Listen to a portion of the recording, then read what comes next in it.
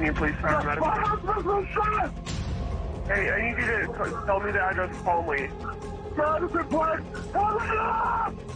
Take a shot!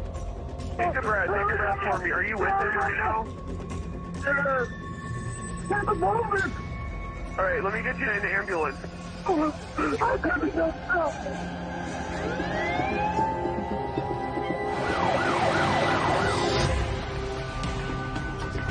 Where's the suspect at? Everybody get back, please, get back. One gunshot, is he still alive? Yeah, he's got some occasional breathing. Slow down the brakes, what? Here's my fiance. Her fiance? Yeah. I'm going to take him to the hospital. Anything closer gets your private. All I know is he opens the door and this dude shot. Yeah, the homicide.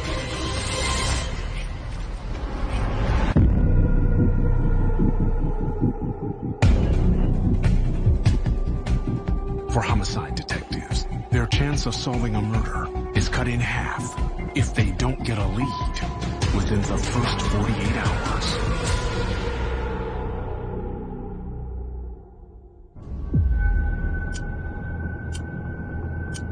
So I'm up for the next homicide.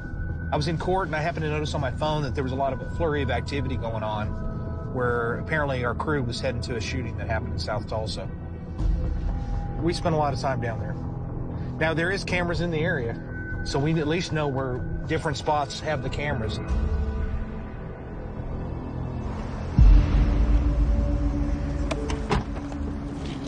Jason White. Hey, where did this happen? Right there? In here, flashed inside the threshold. Correct. Time of death, Yeah, 1014, St. Francis. Frankie Owens. 51-year-old Frankie Owens was born and raised in Mullins, South Carolina. Frankie moved around as a young man, living in Jacksonville and Las Vegas before settling in Tulsa. He leaves behind his mother, sister, and fiancé. Shot one time, front right side of his abdomen.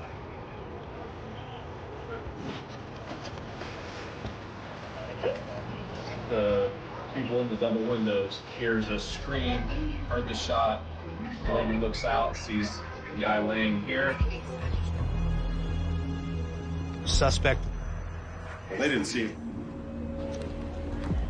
What it sounds like to me is that somebody came, knocked on the door, he answers it, and it happens right here. It might have been a Small amount of blood. Have not found any cartridge case.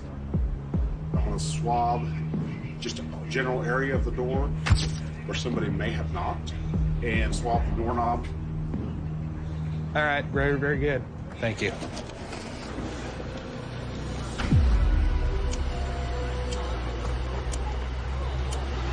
Mom and the daughter are headed downtown. Very good. The victim's fiancé, who called 911, and her youngest daughter are transported to homicide for questioning. The neighbor that heard the gunshot ran out and saw the victim, his girlfriend, and his daughter in the apartment. Video is not working. Anything else? Fiance said he ran that way. The fiancé told patrol that the suspect may have run towards a neighboring apartment complex. Mark's going across the street and to St. Thomas and all those others to see if he can work on video. All right. I'm going to head downtown and start getting some more info. Yeah, I love cases when they have nothing to go on. It's kind of my thing. So let's just see what we can get out of this.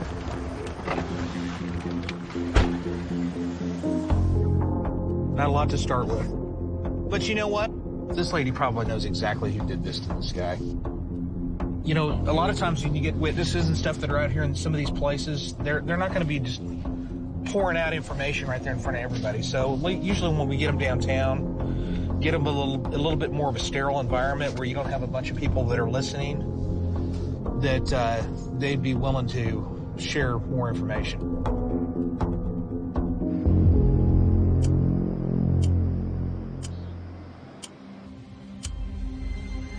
I'm kind of got a good vibe about this case right now. I don't know why, but I think we're going to get to the truth.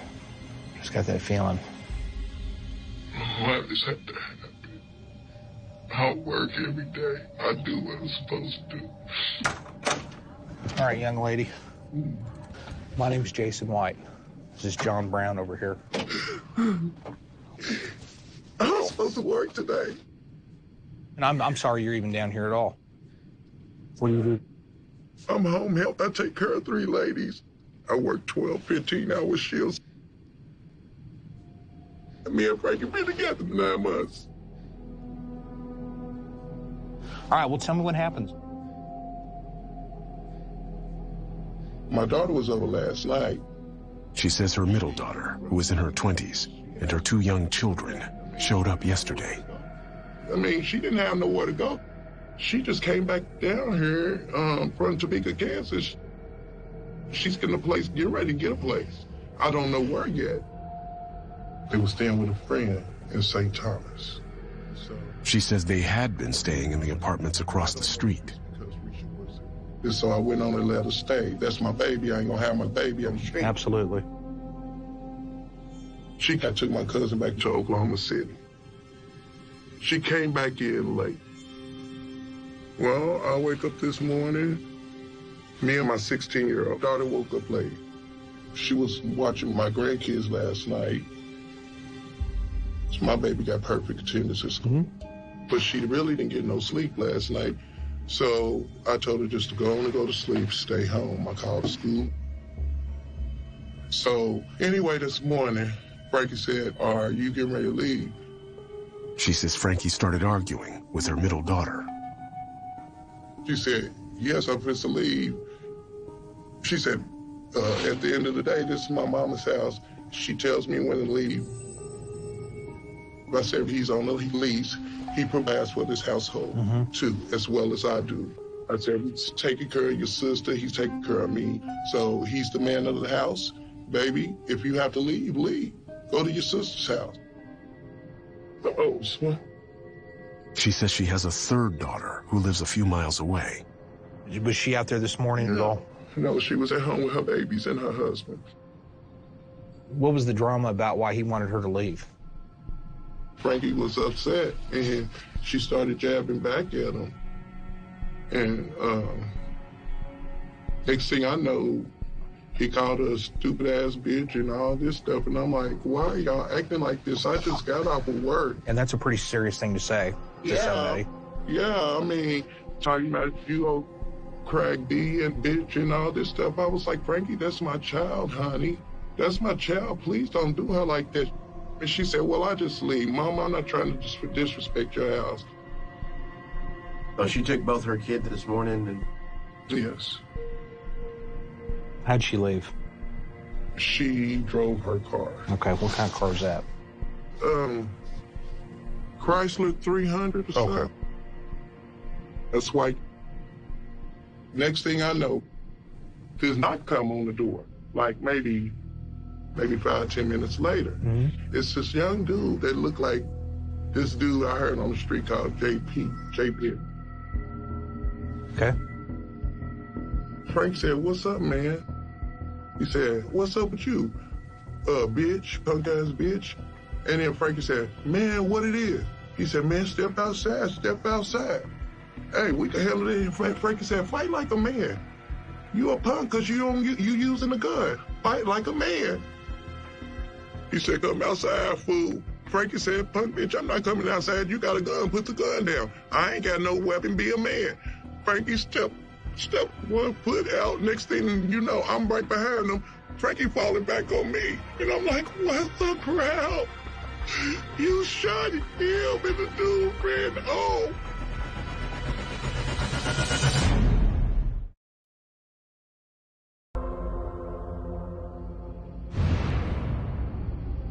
Frankie, he ain't never had no trouble with nobody. This man is not from here. I don't know what to tell his mama. Okay. And she's in Virginia. So Jay Penny, has he been over at the house before? No. Okay. What was he wearing? He was wearing a hoodie. I didn't see the shirt.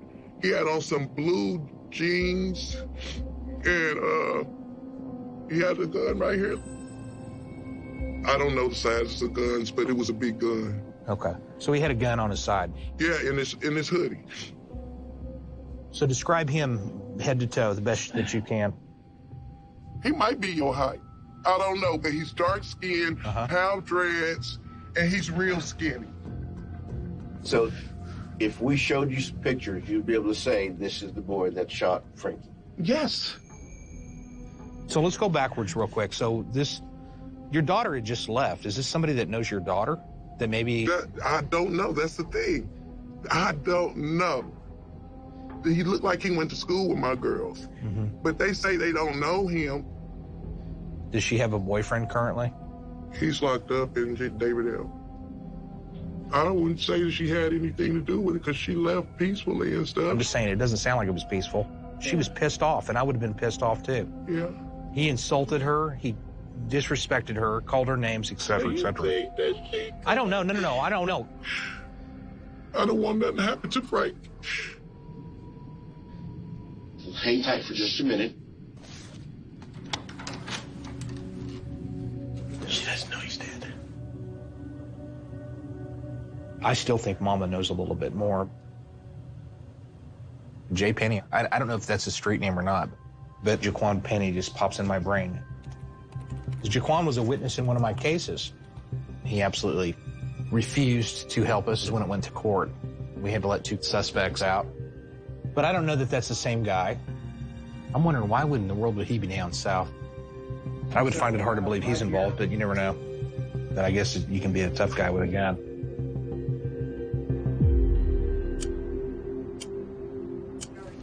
Two hours in. Mark was able to find video across the road. You've done me right today. We've got 45 angles on this thing. My idea was to go there to see if we could see anybody running from the complex. And then while I was over there, John told me something about that Y300. So she took both her kids this morning and... She drove her car. Chrysler 300 or something. Okay. That's white.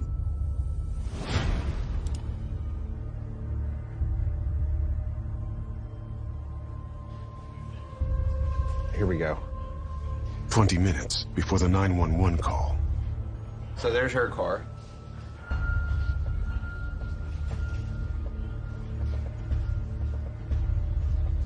She goes in an apartment.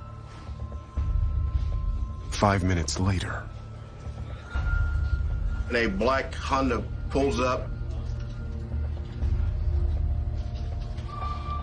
The individual gets out of the car.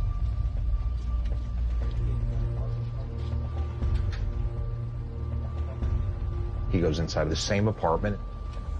He's a dark-complected black male wearing a blue hoodie, just like what she described. Several minutes later, he comes out of the apartment. Leaves his car. And he's heading towards Frankie's apartment. 10 minutes later. Here we go. There he is, he's running. And he runs back up the stairs. He's going in there, same apartment. A few minutes later, he's leaving the apartment.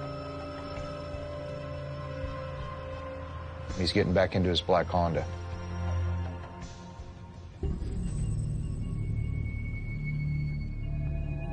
She should know who that was that came in out of that apartment.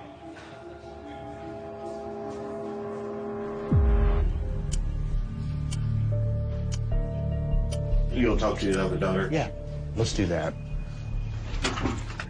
All right, I'm Detective White. He's Detective Brown. Detectives turn to the youngest daughter, who was in the apartment at the time of the shooting. So what do you want to be when you grow up?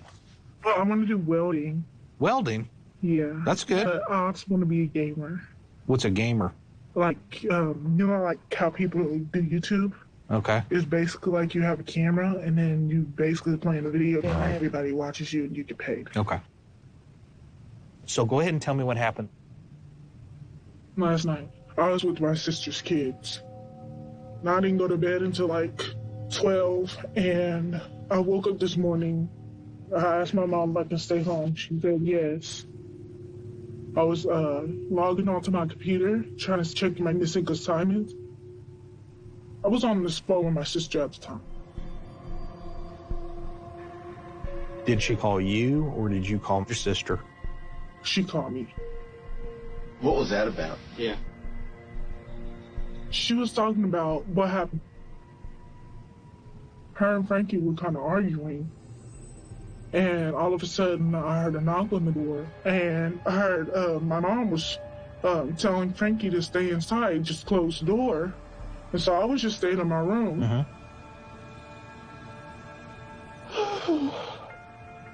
You're doing great. You're doing good. Frank was talking about, I see you have your gun to the side, put it down, fight like a real man. And so they were arguing for a little bit. And all I heard was a pow, and then I started to smell like gun smoke, something like that. I ran in there, see what was going on. He was to the ground, looked like he was having a seizure. So I was crying, and I told my sister on the phone, he got shot. Somebody shot him. Somebody shot Frankie. Okay. Has your sister, she acted pretty upset about what's happened, or? And be honest.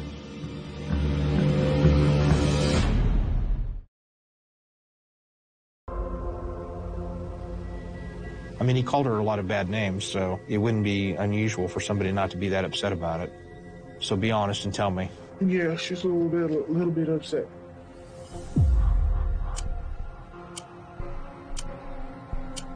Where's she at right now? She's with my sister. It's her and her husband's place. All right. You think your sisters would be willing to come down here? I think so. Okay. Well, then we'll just sort through a couple of things, and then we'll go from there, okay?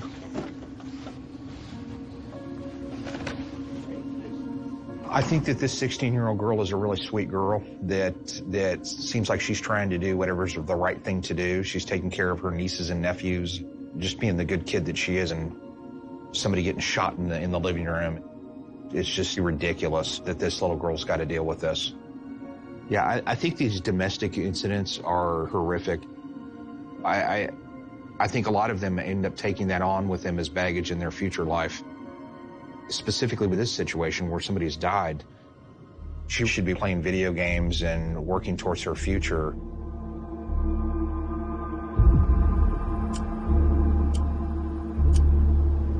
During Jason's interview, he talked to the victim's girlfriend, and her daughter is definitely somehow involved in this disturbance with her earlier in the morning. This daughter was going to another sister's house, so we're gonna go see if the white Chrysler's there along with her. That's it.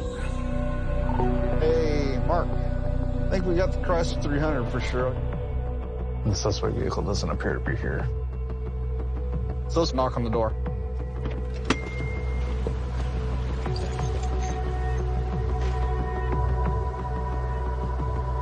No one answers. Hi. But Kennedy finds a neighbor willing to talk to police. Appreciate it.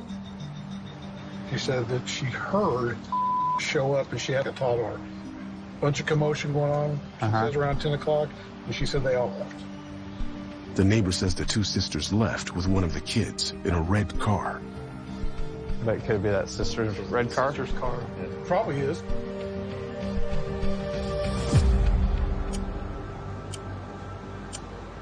Okay, no. Bye. So the neighbor says they left in a red car. Well, what do you think about having Mama? Let's just call her. One or both of the girls. Yeah. See where they are. Yeah, that sounds good. Let's just do that, and they can just come down here. All right. I've been in touch with the hospital. Please tell me he's alive. No.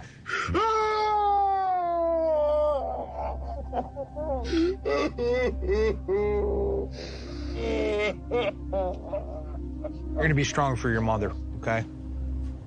I'm sorry to the both of you. I really am sorry. We just need to figure out, who did this. I really need to holler at your daughter. Would you call her and just have him come down here? That way it'll make it easier. She calls her oldest daughter. Hey, babe. You took your sister. Yeah. Frankie's dead. Are you serious? Frankie's dead. Hey, all I have to do is tell them why her and Frankie got into it. That's it. All they want to know. Okay, they on their way. All right, sweetie. I gotta go. I love you. Bye. Thank you.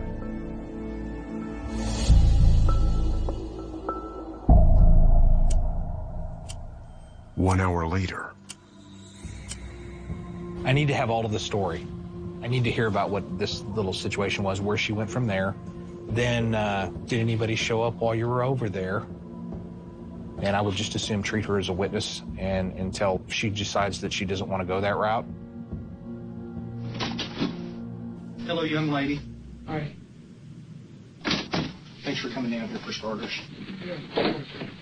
My name is Jason White. This is John Brown over here. Take a breath, okay? I'm really a nice guy. I know. I just never been in this situation before. How many kids you have? 2. And we've made arrangements, is that right? My daughter, she's in elementary school. And my son's 3. She says her older sister is watching her son. I've spent a lot of time with your mother and your other sister. Okay. They seem like good people. Yeah. I have no reason to believe that you're not going to be the same. All right. Let me first off make sure that I have your correct information. Where are you currently living? I currently don't really have anywhere to go. My mom was really helping me out. Where you're laying your head at, like, well, other than there? Other than there, I was laying my head at my homegirl's house. She stayed in St. Thomas Apartments. I would just encourage you to be incredibly truthful with me. Correct. Okay? Of course. I understand that there was some sort of an incident that occurred. Tell me kind of what happened there. Well, me and my mom's man kind of got into it. What escalated was he started yelling at me. You can get the out my house, you skinny little bitch. Mm-hmm. And then he said, you're a bum, you don't have nowhere to go. All right, so he's calling you some unsavory words, not being very respectful. Yeah. I said, Mom, can you say something to him? I mean, I'm your daughter. Like, he should at least give me that respect. I underestimate myself already. I don't like being this skinny. At the end of the day, I'm 112 pounds. And I feel like for my age, that's underweight. But the thing about it is I stress a lot, but it's so much on my plate. Yeah, it's a lot to deal with at your age. But she was taking up for the both of us because she loved the both of us. Of course. It's understandable. And I told him the day before this all happened that I loved him. So to hear this come out his mouth. I you know what? 100% I agree with you. That's not right, what happened, okay? So what happened next? I left and I went to my friend's house. Did anybody come over while you were there? No. Okay. So did you make any phone calls to anybody? Yes, I got my sister. I did call my sister. Why? Because I was letting her know that, you know, I'm not going to be back over there anymore. So in the midst of that conversation, when you made a phone call to her, did anything happen that was unusual in that phone call? No. It was nothing unusual. What she told me, that there was a knock on the door when you were on the phone with her. Is that, do you remember that? Okay. I don't know if I remember a knock, but I was on the phone with my sister, and I know we hung up, and she called me back, and she said, oh my gosh, Frankie got shot. That's all I remember. Okay. All right. Now, I told you at the very beginning of this, I need you to be 100% truthful with me. It's very, very important, right? Correct. And I asked you a question. When you went over to the apartments over there at St. Thomas Square, did anybody come over there while you were over there? Yes, it was a car that came over. Well, who was it? It was this person that I call my friend. Okay, who is it? I don't want you to omit something because you're afraid that you're going to get in trouble. We got video over at St. Thomas Square, and I can tell you right now that this guy went over to that apartment over at St. Thomas Square where you were at. He went from there and he went over to the apartment where this happened, and then he ran back over there to the apartment where you were at.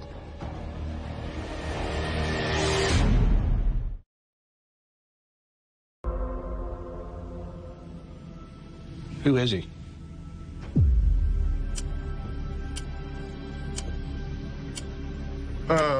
His name is Jaquan. What's his last name? I don't know his last name. I don't mean to pry here, but do you know him like on an intimate basis? Oh, no.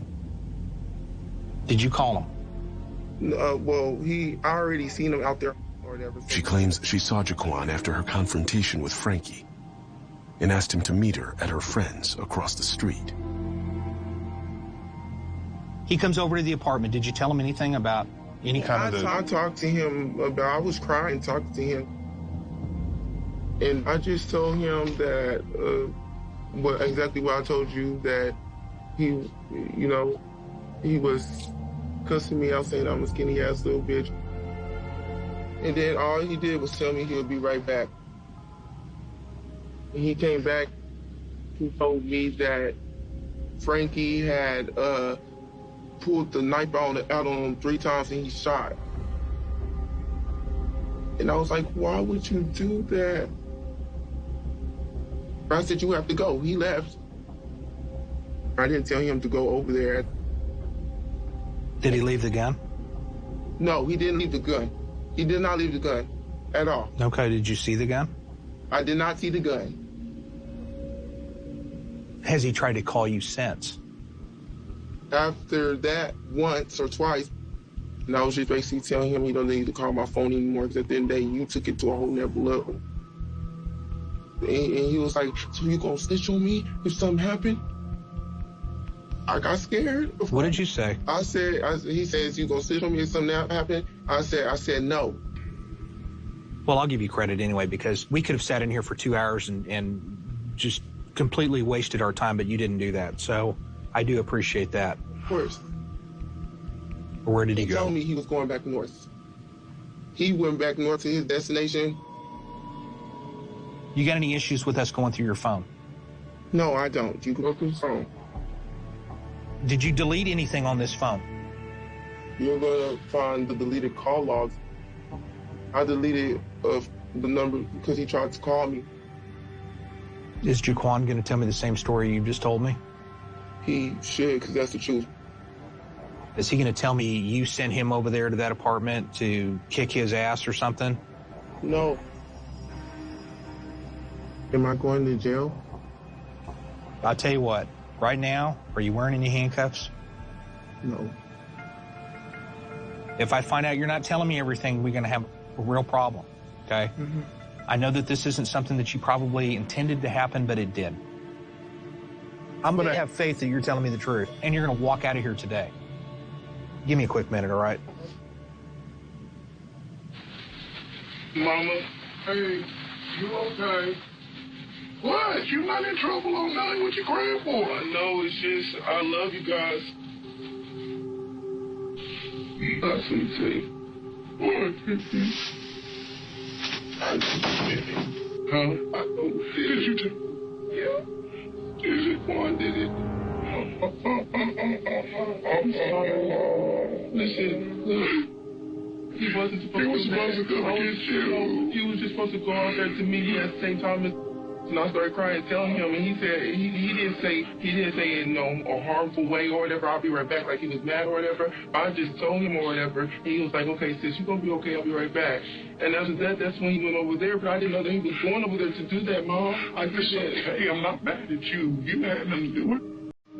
I know who did it. I told the truth. That's the thing. I didn't mean for that to happen. I swear to God.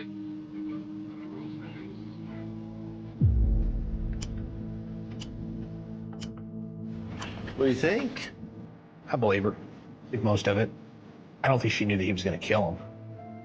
I think it's come together.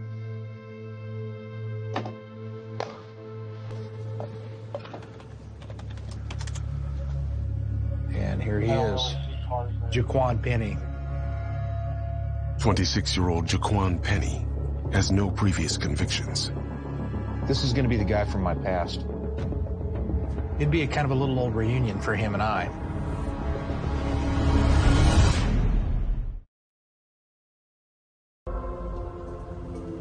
He was a star witness on one of my homicides from back in the day.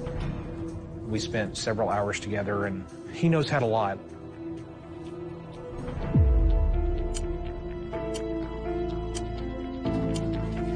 Get a photo lineup together to show the victim's girlfriend. Detective Warren here is going to show you a series of pictures. Sorry about this today, man. I saw you. Some of you guys are going through some stuff right now. But right now, I want you to look at these.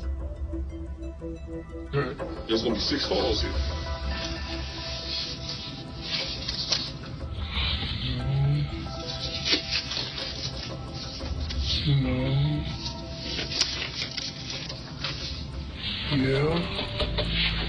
Yeah, that's him. That is him? Yeah. He killed. Okay. Thank you, ma'am. I appreciate it, okay? She identified Mr. Penny as our killer, so we'll be on the manhunt now. So I'll go coordinate with Warren to make it happen.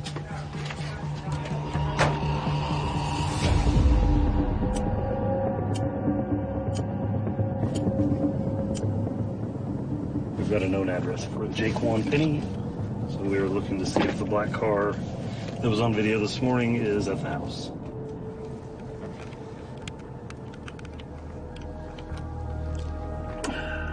I think it's it. Our target suspect vehicle is at his house.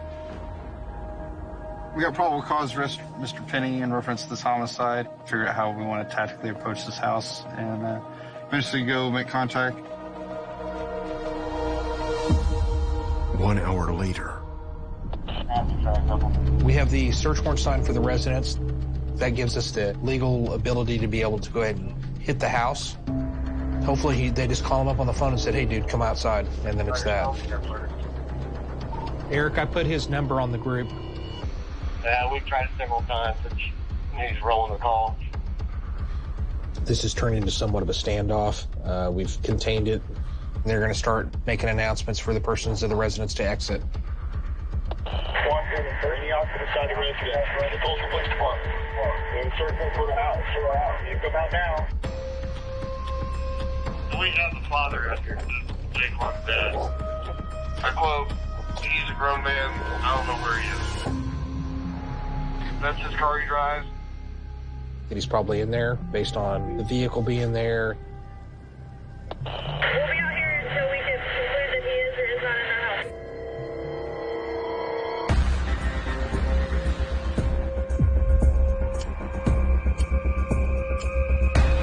An hour later, a car pulls up to the residence, and Jaquan gets out. Let me see your hands! Let me see your hands! Lay down flat on your belly. You're good, hands behind your back. Thank you for doing what we asked you, okay? And I give my dad a hug. I'm just gonna let him give him a hug real quick and we're going. We gotta go, bro. Can I talk to the detective, sir? They're gonna talk with you downtown, man. That's somebody calling me right there. Yeah, I heard. Okay. The word I just got is that Jaquan's in custody. A family member of his went and grabbed him and brought him to us. Can I get talk to you? My money's on yes. But if he doesn't talk, it's because there's no rhyme or reason for why he did.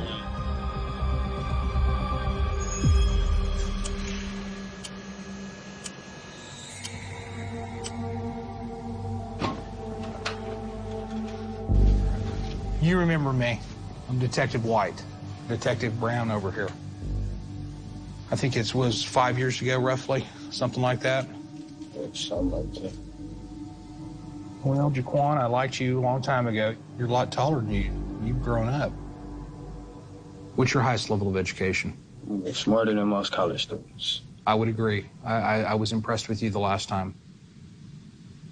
All right, well, let's start off with today, this morning. Tell me about your day.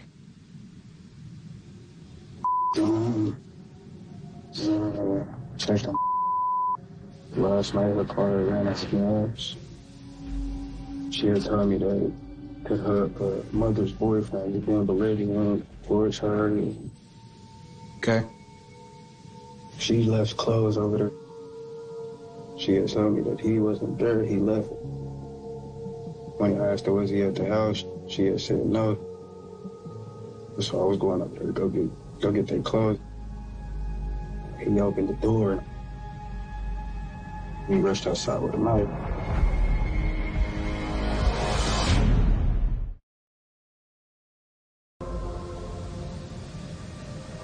With my gun. Got shot. Okay, so you shot? In self-defense. How many times did you shoot? I shot one time in self-defense. I didn't even know where he got hit at. What did he say when he opened the door? There wasn't no discussion. Like I opened the door, her mommy came to it and he rushed from behind her with a knife. I think he was trying to do something. When you first saw the knife, why didn't you just turn around and leave? So I'm talking to her mom. I literally was telling her, Mom, I'm over here to come get that clothes. And he stepped back and rushed me with the knife and I shot him. You weren't scared of him at that point, right? No, I wouldn't. Describe the knife for me. I just seen the silver tip. Okay. So what kind of gun did you use? Nah. Okay. Where's the gun? It's mental. It should be at my mom. At your mom's? Okay. Did you hear what happened? Yes, sir. Okay. Well, he died. Did you know that? You hadn't heard? Okay. Let me ask you this. You're saying self-defense, right? Do you think that it would have probably been in your best interest to come forward and call the cops? No, sir. Okay, but so then hindsight says, when would have been a good time to call the police and said, hey, police, this just happened? I was trying to I've been calling a few lawyers today to try to line up some legal representation and all those things. Did you get a hold of anybody? Unsuccessful. How many did you call? 3. You know the names of the 3? Yes, sir. Did she tell you to go over there and do anything to him? No. After you had told her about what had happened, did you ever say to her, are you going to say anything? No. Did you ever say, are you going to snitch? No. Okay. Sit tight. Give us a quick minute.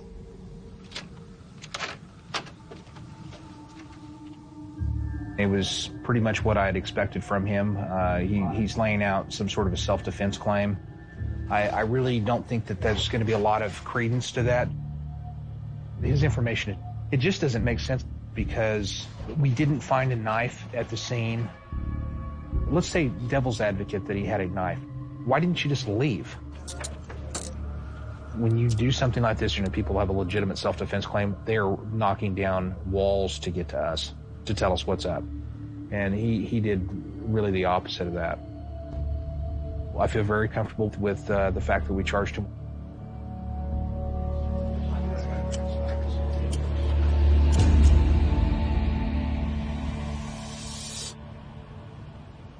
Right now, I'm going to call Frankie's mother. Hello, Miss Owens. My name is Jason White. I'm a detective here in Tulsa Police. And I'm sorry to bother you this late, and I've got some really bad news for you. What? Frankie's your son? Yes. Well, there was an incident that happened this morning. Somebody tragically killed him. Shut up! Shut up! My son dead. Yes, ma'am. There was an incident that happened over at the apartment where he was living with his girlfriend. He just got confronted by this young man that went over there, and the young man took matters in his own hands, and he ended up killing him. Oh. We did make an arrest in reference to this. Yes. Okay? Thank you so much. I'm very sorry. Okay. Bye-bye. It's just horrible to have to do that over the phone.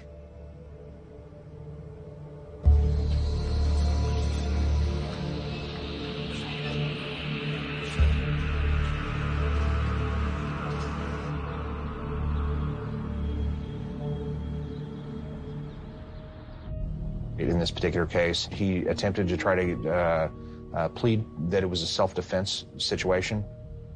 I don't think that it fit that. I think that Jaquan went over there because he was, in his mind, probably trying to do the right thing, which was to try to retrieve some of her belongings. I think that it escalated to a level that it just didn't need to. It's an unfortunate situation for Frankie and his family. I know he's got people that love him. He's got a mother. His fiance clearly was devastated by this. I think that there's just a lot of hurt people. I just think that this could have been avoided, and he didn't deserve to die.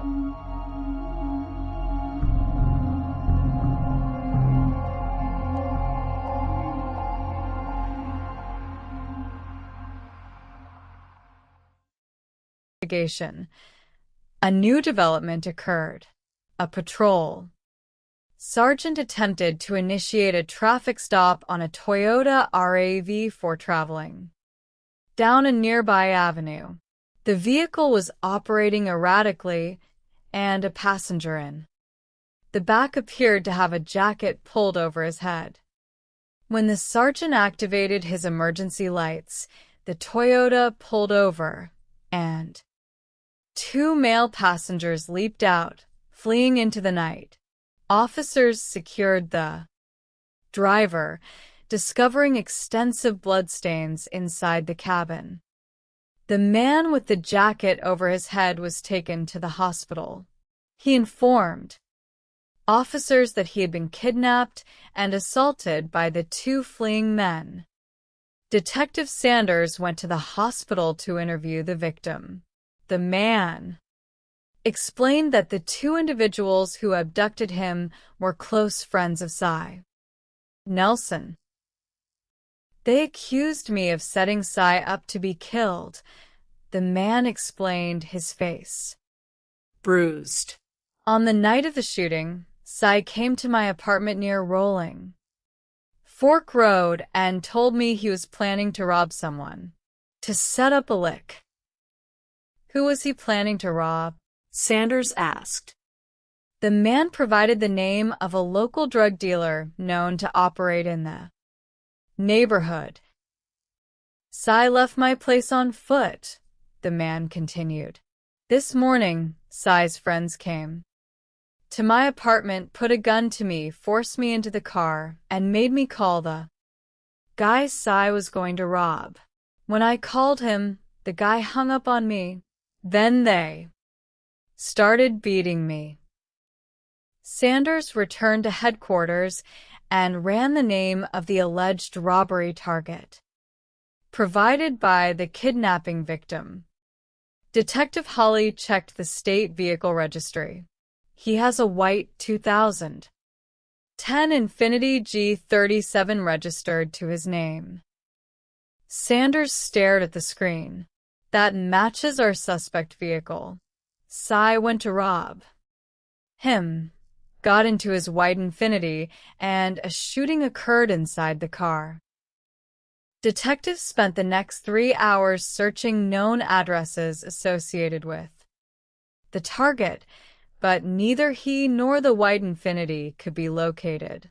Sanders issued a regional request for information bulletin to all law enforcement agencies.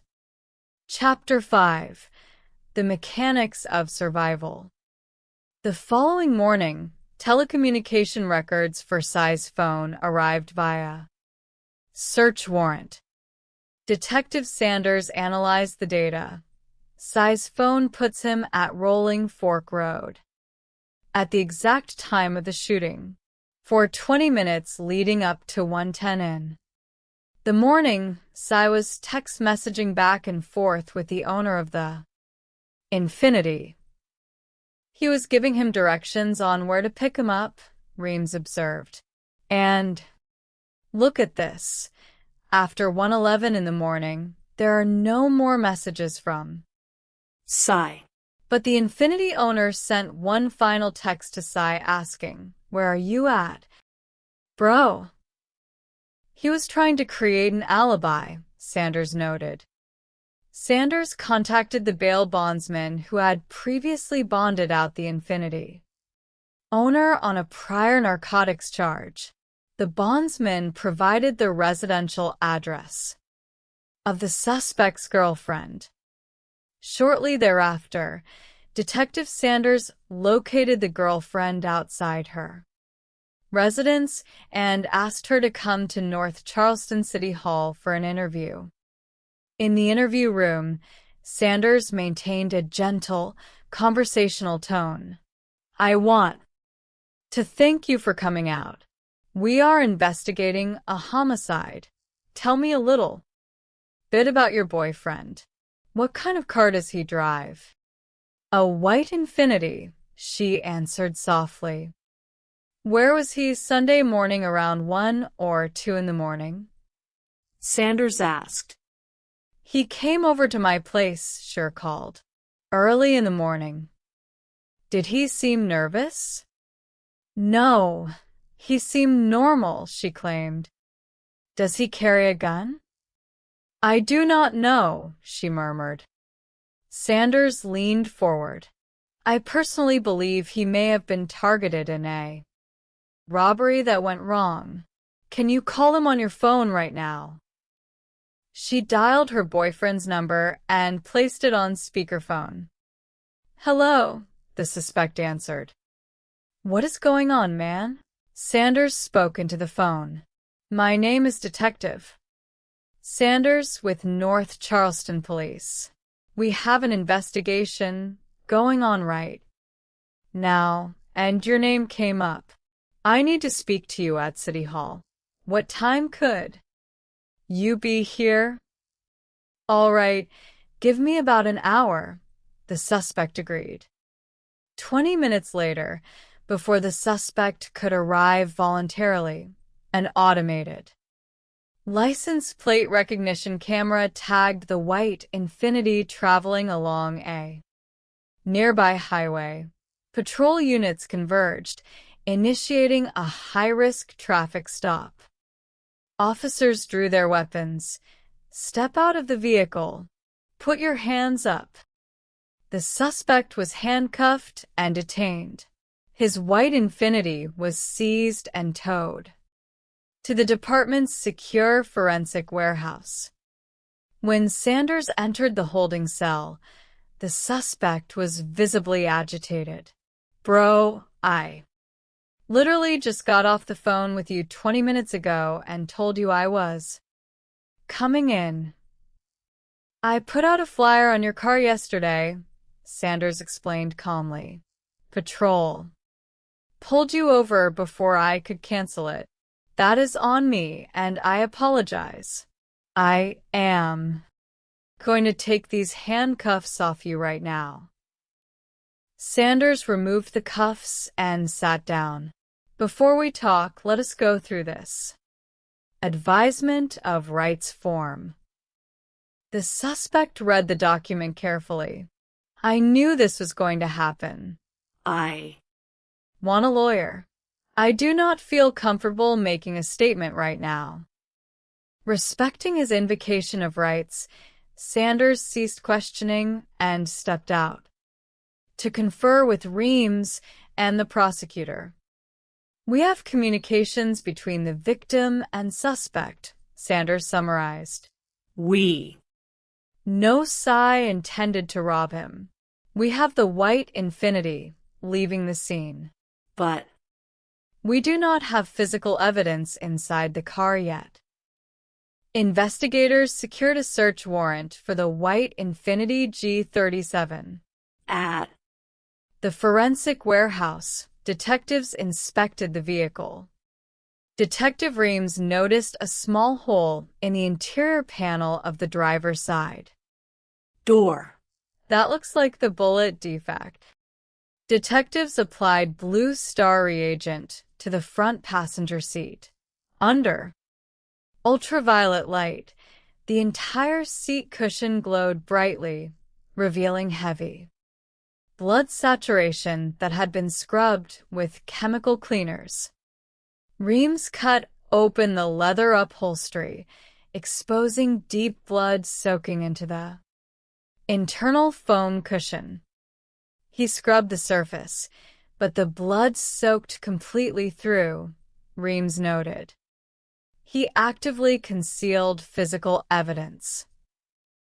Sanders reviewed the findings. We have blood in the car, ballistic damage, text messages, and video tracking, but we need to present the complete picture.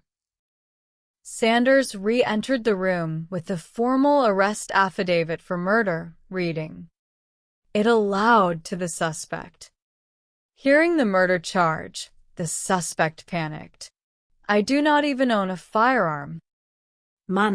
He shot at me. He tried to rob me. Sanders held up his hand. If you want to explain what happened, you have to. Formally waive your rights and agree to speak with us. Yeah, man, the suspect exclaimed, signing the waiver form. I will tell you everything. He took a deep breath, his hands shaking. He called me and asked me to meet him near Nick's restaurant. He hopped into my passenger seat. He told me to drive down Rolling Fork Road. Before I knew it, he pulled a gun and yelled, "This is a robbery." The suspect gestured frantically. I never stopped the car because I was fighting for my life. I grabbed his wrist and started boxing him. We were tussling while the car was moving. The gun went off twice. It almost shot me. He paused, catching his breath. Then he started yelling, "Stop, stop, I shot myself." He shot himself in the leg during the struggle. When I broke his grip, he tumbled out of the car. I panicked, drove off, and threw the gun away. Sanders studied the suspect's body language and details. The trajectory of the wound, entering the inner thigh from front to back, perfectly matched a gun discharging during a struggle over a weapon held by a passenger. Sanders stepped out to confer with his team. His statement matches the physical evidence, the bullet defect in the door, the blood on the passenger seat, and the testimony of the kidnapping victim who confirmed Psy went there to commit a robbery. It is a clear case of self-defense during an attempted armed robbery, Reams agreed. The murder charge does not apply. However, Sanders added, he cleaned the blood with chemicals, failed to report the shooting, and discarded the firearm. Sanders re-entered the room. I have good news and bad news. You are not being charged with murder. I believe your account of the robbery. The suspect let out a massive sigh of relief. However, Sanders continued, because you scrubbed the blood and discarded evidence, you are being charged with misprision of a felony. If you are ever in a situation like this again, call the police immediately.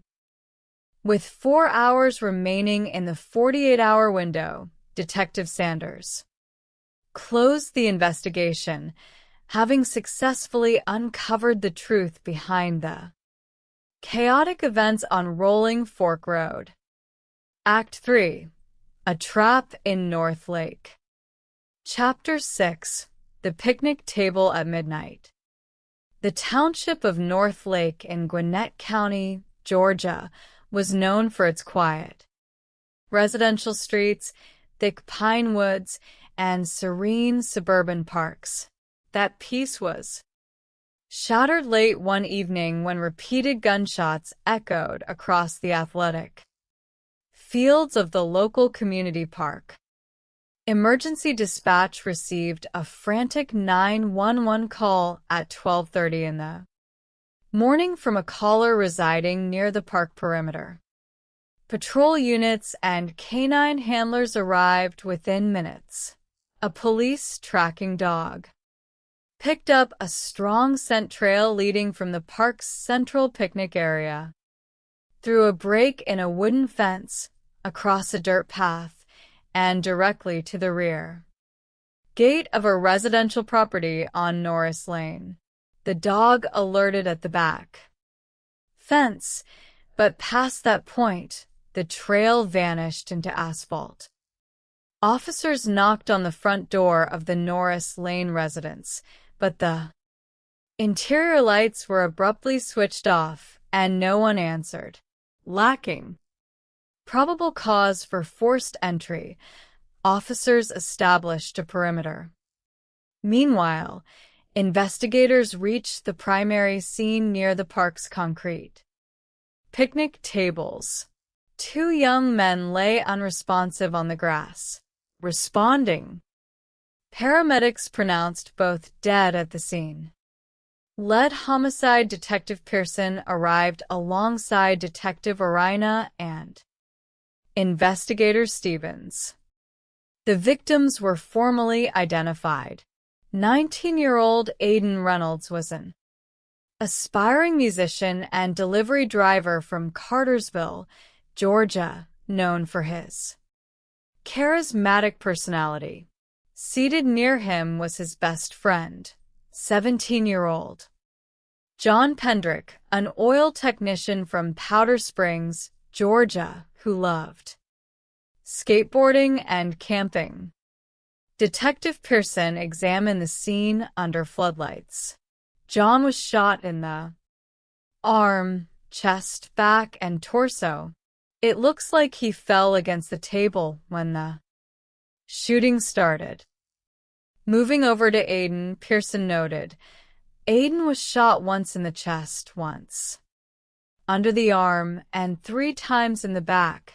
He was running away when he was hit.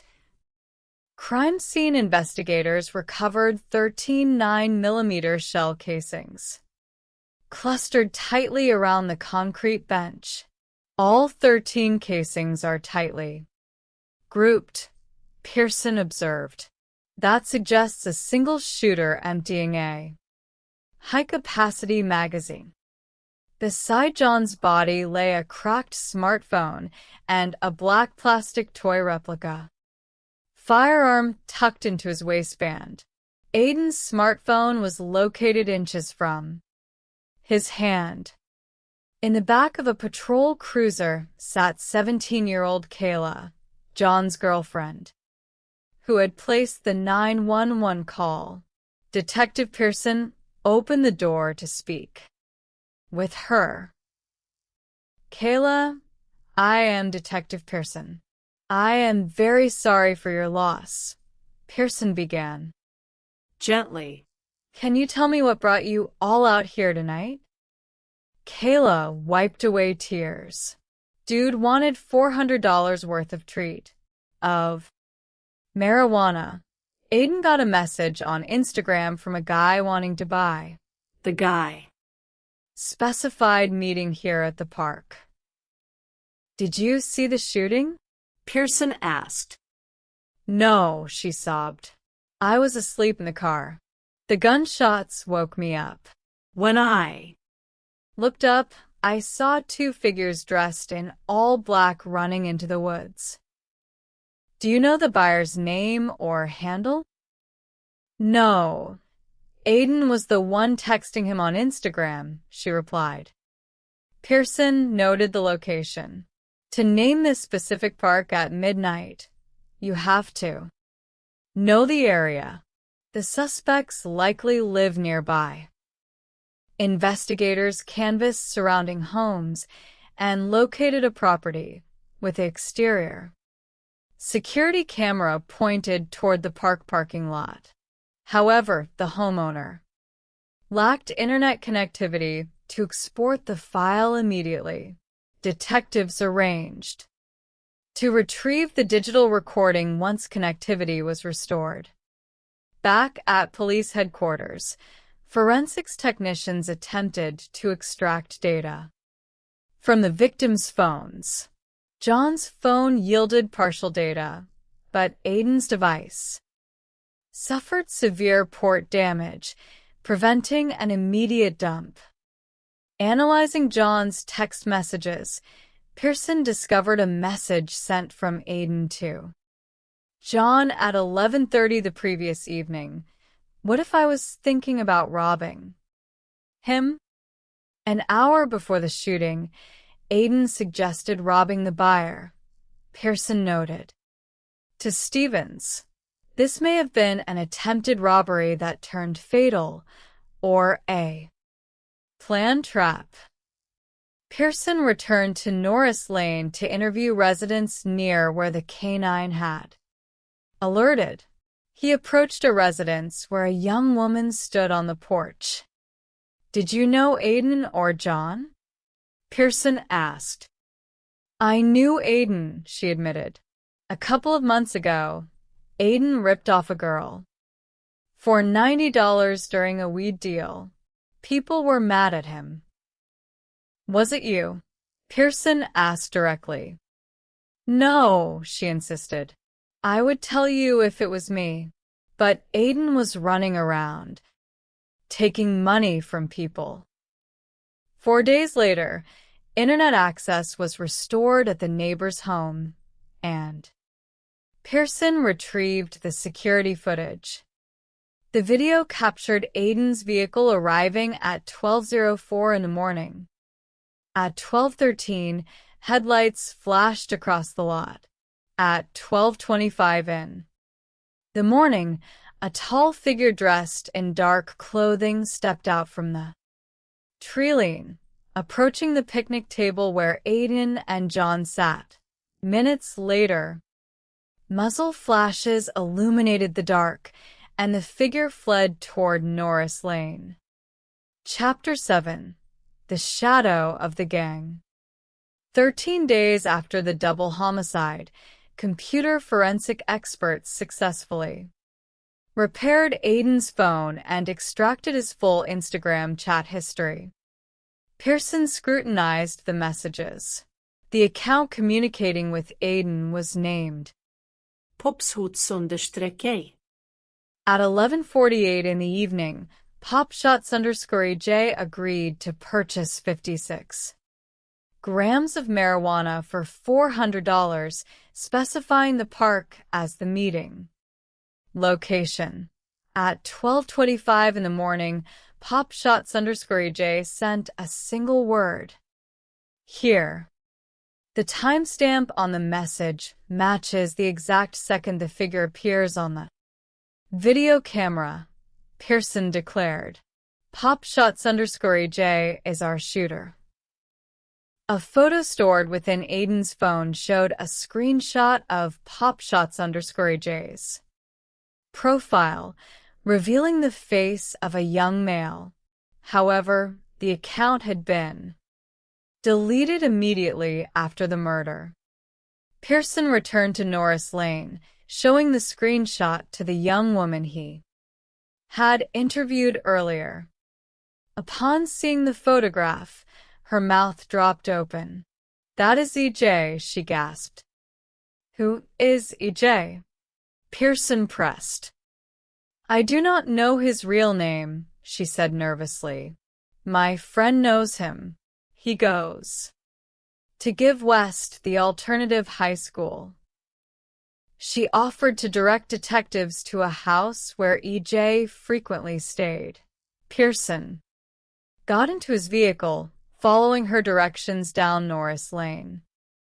"Take a right here," she instructed, pointing to a yellow frame house surrounded by a chain-link fence. Pearson stopped the cruiser. It was the exact yellow house where the police canine had tracked and alerted on the night of the murder. Pearson immediately contacted the school resource officer at Give West High School, providing the alias EJ and the profile image. Within hours, the officer called back. The student's name is Laquan Dempsey. He is 16 years old, goes by EJ, and his legal address is listed elsewhere, but he hangs out at that yellow house on Norris Lane. Pearson obtained a search warrant for the yellow house on Norris Lane. Accompanied by tactical officers, Pearson executed the warrant. Inside, detectives found a female resident who identified herself as the sister of Laquan's close friend. "Where is Laquan?" Pearson asked. "He is not here," she claimed nervously. Pearson sat her down. "The canine tracked from the murder scene directly to your back gate. I know Laquan stays here. You need to tell me what you know." She began to cry. Laquan got robbed by a white boy over some weed back in June. He was furious about it. "Was it Aiden?" Pearson asked. "I think so," she whispered. "It was about payback."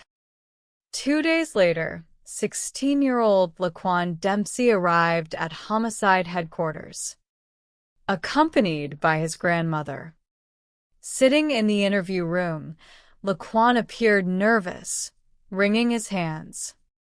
"Laquan, I am Detective Pearson," the detective began calmly. "We are investigating the homicides of Aiden Reynolds and John Pendrick.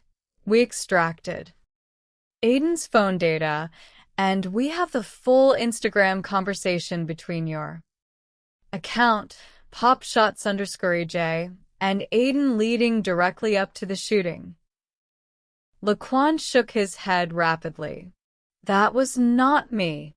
I loaned my phone to a friend. He had my phone that night." Pearson leaned back, pulling out a thick binder of telecommunication records. "Laquan, I submitted a search warrant for your specific cell phone tower data. On the night of the murder, at 11:30 in the evening and again 11 hours after the shooting, your phone placed calls directly to your grandmother's phone number." Pearson looked him dead in the eye. "Your friend was not calling your grandmother. You were using that phone in North Lake before, during, and after the murders."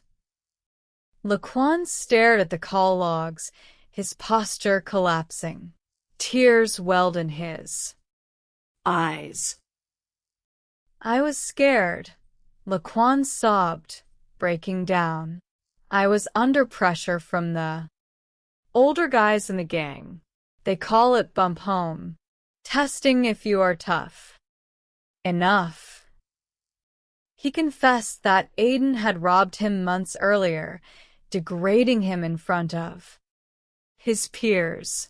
Driven by gang pressure and a desire for retaliation, Laquan arranged the fake drug purchase at the park. "I went down there," Laquan admitted through tears. "I brought the 9mm. Aiden tried to pull something, and I just started shooting. I emptied the clip. Then I took the backpack and ran back to the yellow house." Detective Pearson took a deep breath, completing his notes. "Laquan Dempsey, you are under arrest for 2 counts of first-degree felony murder. The 16-year-old was handcuffed and escorted to the juvenile detention facility. 3 years after the tragic night at the park, the mothers of Aiden Reynolds and John Pendrick gathered at a quiet memorial bench near the lake. They wore matching memorial shirts bearing the faces of their sons. Once they met, from that day on, they were inseparable, John's mother recalled, softly adjusting a silver photo locket. They really were, Aiden's mother agreed, tears glistening in her eyes. This time of year is always hard. I try to focus on the good memories, but the world is just so quiet now. I would give anything just to hear his voice again. They embraced tightly, standing together against the backdrop of the calm water. We are bound forever, John's mother whispered. Yes, we are, Aiden's mother replied gently, bound by the love of our sons. Justice had been delivered through the painstaking, relentless work of the homicide unit, uncovering the truth from the ashes of Tulsa, the quiet streets of North Charleston, and the shadowed parks of North Lake. The heavy silence of the night shift is rarely broken by good news. In the high-stakes world of homicide investigation, time is an unyielding adversary. Detectives across the nation operate under a sobering statistic. If they cannot secure a solid lead within the first 48 hours, their chances of solving a murder are cut directly in half. The clock begins ticking the moment an emergency dispatch officer answers a frantic call, and from that second onward, investigators must unravel tangled webs of fear, deception, and human tragedy to bring truth to light. This is a comprehensive record of 3 distinct murder investigations, documenting actual events, physical evidence, and psychological duels across North Charleston, South Carolina, Gwinnett County, Georgia, and West Tulsa, Oklahoma. In every case, criminal charges may be altered or reduced through the judicial process, and all suspects are presumed innocent unless proven guilty in a court of law. What remains constant is the relentless pursuit of justice by dedicated detectives, the profound loss suffered by families, and the fragile nature of human life when confronted by senseless violence. The first investigation begins in North Charleston, South Carolina, on a chilly night along Rolling Fork Road. The initial emergency call came into the dispatch center with frantic urgency.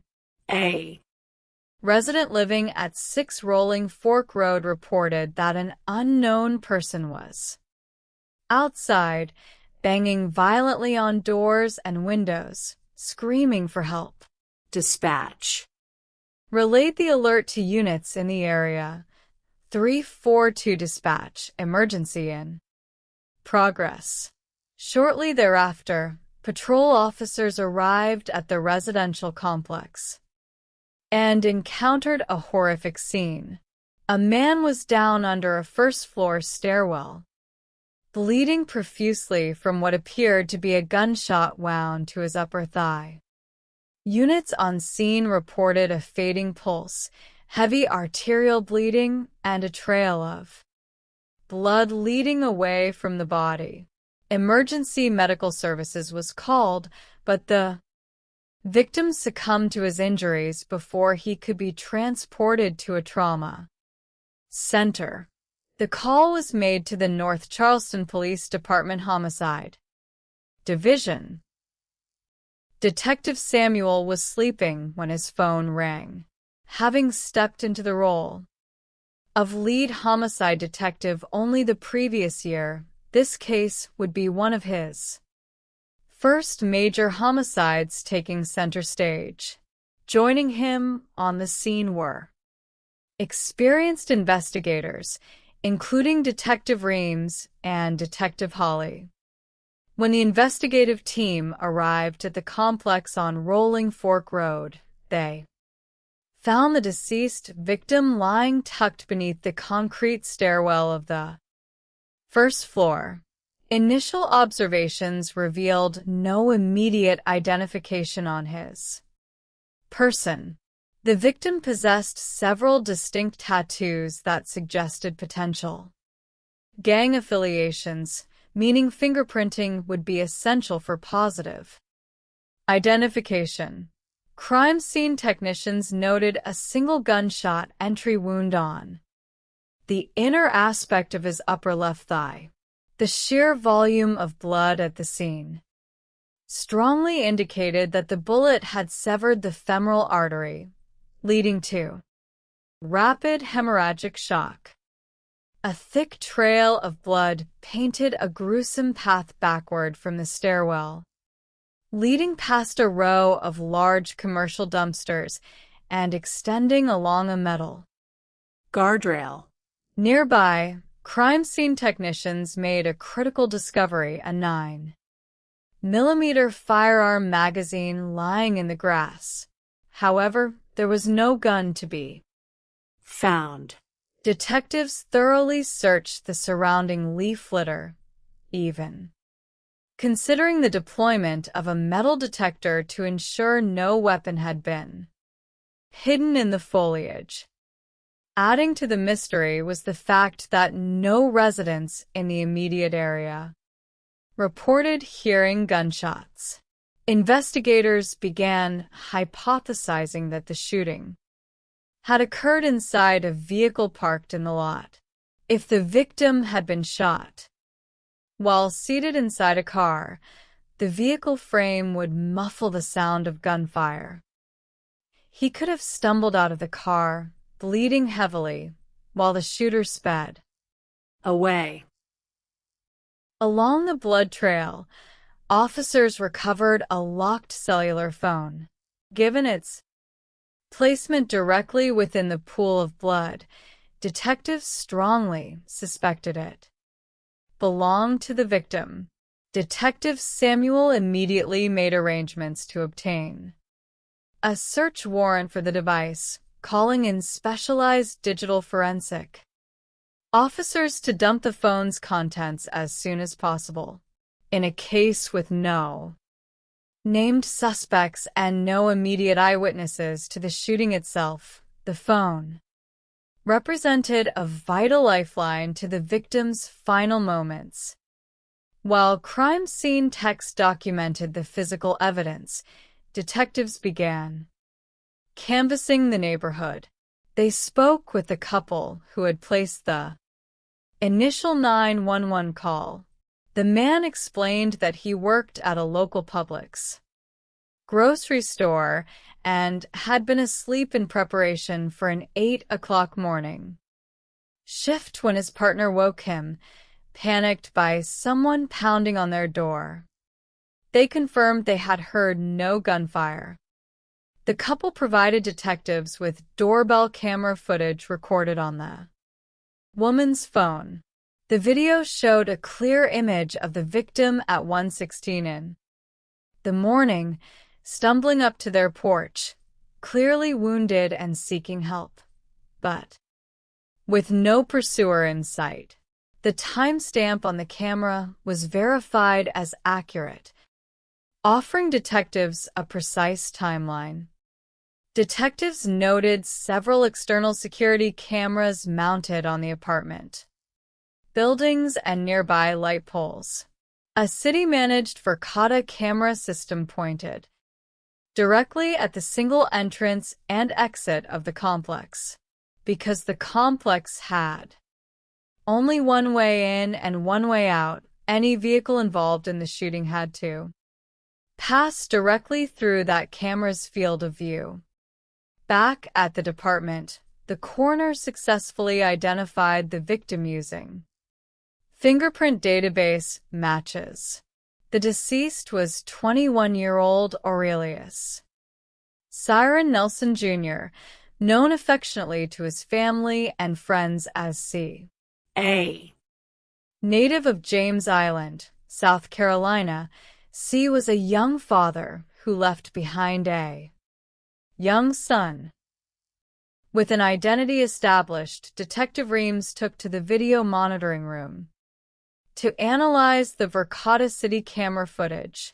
He focused his attention on the critical window of time roughly 5 to 10 minutes prior to C appearing on the doorbell video. Watching the screen intently, Reams spotted a vehicle heading out of the complex at a high rate of speed, turning eastbound onto Rivers Avenue. The vehicle appeared to be a light-colored, possibly white or silver sedan with distinct headlight shapes characteristic of an Infiniti G37. Unfortunately, the camera angle and distance made reading the license plate impossible. Nevertheless, investigators felt confident that this white sedan was intimately connected to the shooting. Reams contacted the security company listed on the apartment complex property signs to gain access to local closed-circuit cameras housed in the pool utility closet. Acquiring hours of additional footage ensured detectives could cross-examine every angle of movement around the crime scene. As detectives prepared to leave the apartment complex, a woman approached their vehicle. She identified herself as C's girlfriend, explaining she had just learned of his death from his family. She told Detective Reams that she and C had been staying at a Stay Express hotel located about a mile away. According to her statement, C had been sleeping earlier that night, but around 1 o'clock in the morning, he got dressed and walked out of the room without saying a word. She did not know if he had received a phone call or text message before departing, but she confirmed he left on foot and no one appeared to be following him. Just as the investigation seemed to be settling into a methodical review of digital evidence, a dramatic turn of events unfolded 12 hours into the case. A patrol sergeant spotted a Toyota RAV4 driving erratically with 3 occupants. One passenger had a jacket pulled over his head. When the sergeant attempted to initiate a traffic stop, the vehicle pulled over and 2 men leapt out, fleeing on foot into the night. Upon inspecting the vehicle, officers discovered blood smeared throughout the interior. The man with the jacket over his head remained inside, claiming he had been assaulted and kidnapped by the 2 fleeing men. He explained to officers that his captors were close friends of C, who accused him of setting C up to be killed. Detectives questioned the kidnapped man, who provided crucial context. He stated that on the night of the shooting, C had come to his home near Rolling Fork Road and explicitly stated he was planning to pull a robbery or set up a lick on a known local individual. C had then left on foot. The following morning, C's grieving friends showed up at his apartment, forced him into the car, and demanded he call the man C was planning to rob. When the target hung up the phone, the friends assaulted him. The man provided detectives with the name of the intended robbery target, a known local drug dealer who happened to drive a white 2010 Infiniti G37.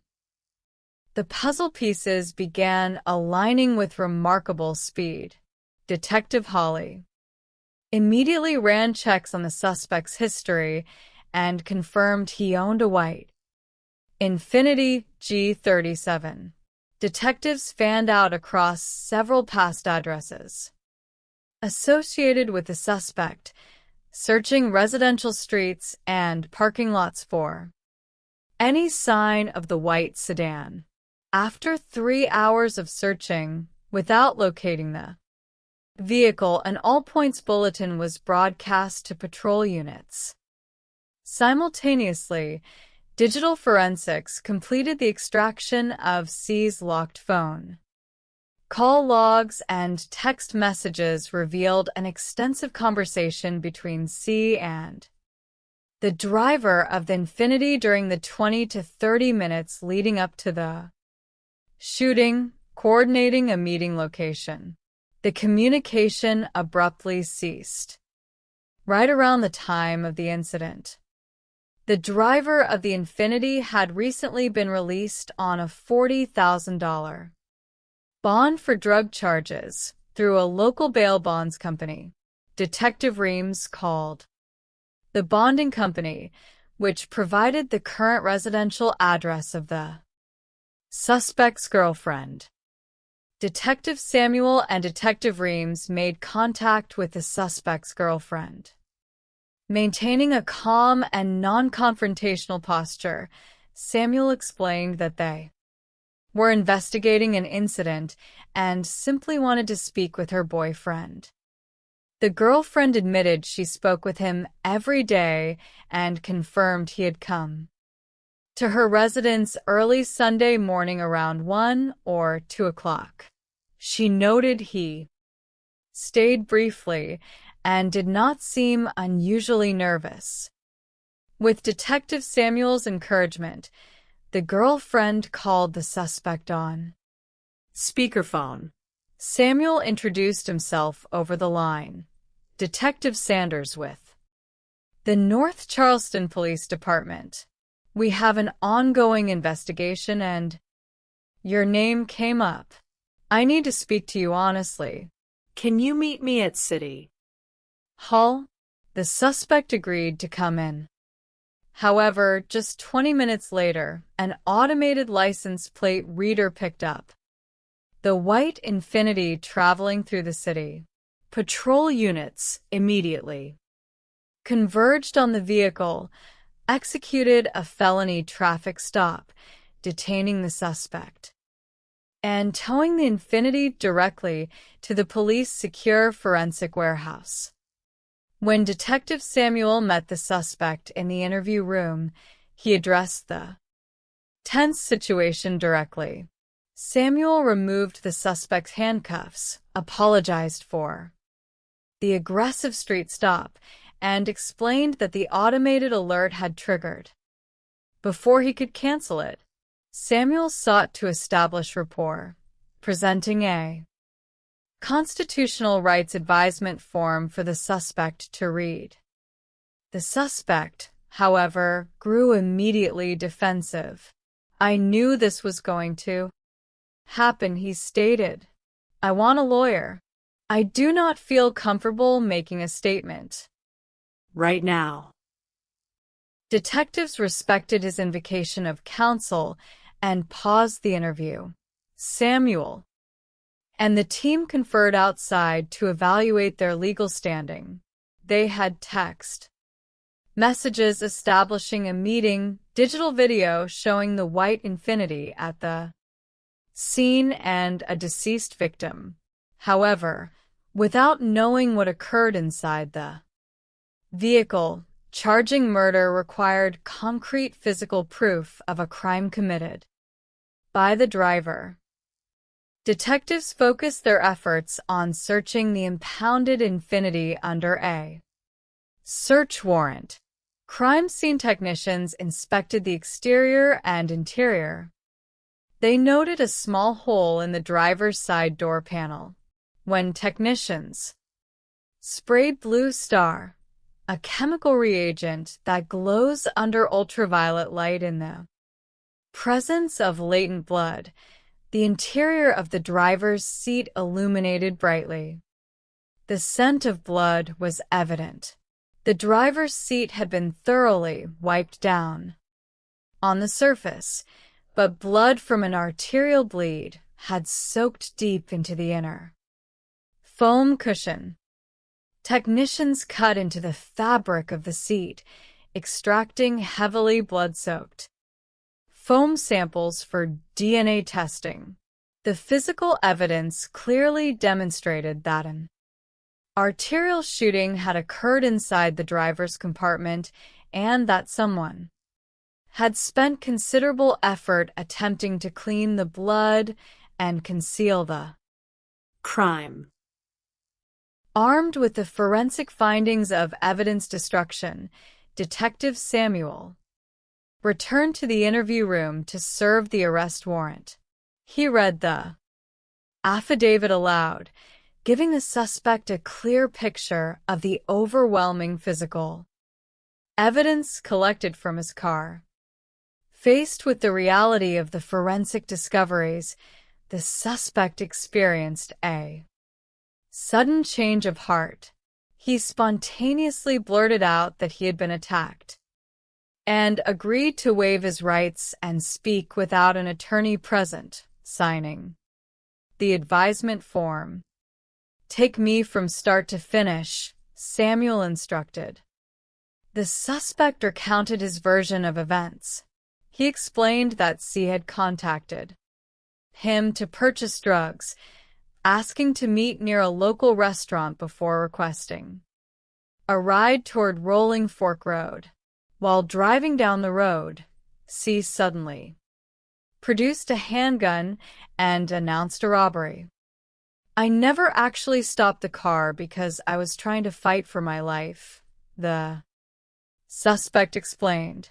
He described a chaotic physical struggle inside the moving vehicle, boxing C's arms and grabbing at his wrists to prevent the gun from being pointed at him. During the violent tussle across the center console, the firearm discharged twice. According to the suspect, C immediately began screaming, "Stop, stop, I shot myself." The suspect stated that once he managed to break the gun free from C's grip, C opened the passenger door and stumbled out toward the apartment gate. In a state of pure panic, the suspect drove away, threw the handgun out of the window near the complex, returned home, and scrubbed the bloody car seat. He looked at Detective Samuel with desperation. "I did not shoot him, I swear to God I did not shoot him, man. He tried to rob me." Detectives carefully evaluated his statement against the physical evidence. The bullet hole in the door, the angle of the gunshot entry wound on the inner thigh, the arterial blood pattern soaking downward into the seat cushion, and the victim's own admission to his friend earlier that night that he planned to pull a robbery all perfectly corroborated the suspect's story.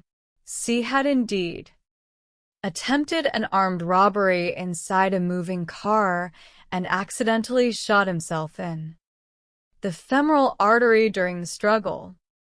While the physical evidence supported self-defense regarding the shooting itself, the suspect's actions following the incident were illegal. Rather than calling emergency services or reporting the robbery, he had fled the scene, discarded the weapon, and attempted to destroy biological evidence. Detectives made the judicious legal decision not to charge him with murder. Instead, he was charged with misprision of a felony charge stemming from his deliberate concealment of a felony crime and destruction of evidence. With 4 hours remaining in the initial 48-hour window, Detective Samuel successfully closed the case. It was a tragic outcome driven by a young man's reckless decision to attempt a robbery, leaving a family grieving the loss of 21-year-old C. Yet, through methodical police work, forensic science, and fair-minded evaluation, investigators ensured that justice was meted out, accurately based on truth rather than assumptions. The scene shifts north to Gwinnett County, Georgia, where a quiet public park became the backdrop for a sudden act of devastating violence. The 911 recording captured the terror of a young woman named Kayla, sleeping in the passenger seat of a parked car near a local neighborhood park. She was abruptly awakened by the loud crack of repetitive gunfire. Panicked, she called emergency services, reporting that her boyfriend and his best friend had been shot by unknown individuals who fled through the surrounding woods. Gwinnett County police officers dispatched to the scene arrived to find two young men lying motionless near a wooden picnic table. First responders checked for vital signs, but both victims were non-responsive and pronounced deceased at the scene. Patrol officers established a perimeter and deployed a canine unit. The police dog picked up a strong scent trail leading through an open gate behind the park toward a nearby residential house. The dog alerted on the rear of the property, but after repeated knocks at the door, the lights inside were turned off and no occupant answered, with insufficient legal probable cause to force entry.